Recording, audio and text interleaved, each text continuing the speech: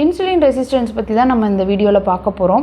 நம்ம உடம்புல உள்ள ஒவ்வொரு செல்லுக்குமே ஆற்றல் தேவை, அந்த குளுக்கோஸ் தேவை. அதை அந்த செல்லுக்கு எடுத்துகிட்டு போய் கொடுக்கக்கூடிய வேலையை தான் இன்சுலின் செய்யுது.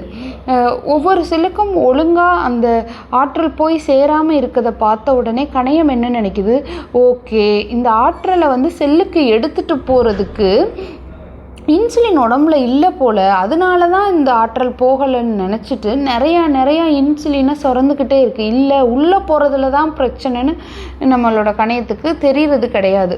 ஸோ நிறையா இன்சுலினை சுரக்கும் போது அது ரத்தத்திலேயே தங்கிடுது. அந்த ரத்தம் ஒவ்வொரு உடல் உறுப்புக்கும் போகும்போது அது ஒவ்வொரு இடத்துலையும் ஒவ்வொரு தாக்கத்தை ஏற்படுத்துது. கருப்பைக்கு வரும்போது முட்டை வெளிவரதில் பிரச்சனையாது, ஆண்ட்ரோஜன்கிற ஆண் ஹார்மோன் அதிகமாக சுரக்குது, வயிற்றுப்பகுதியில் கொழுப்பு சேருது, டைப் 2 டயபெட்டிஸாக கூட கொஞ்சம் வருஷத்துக்கு அப்புறம் இது மாறுது.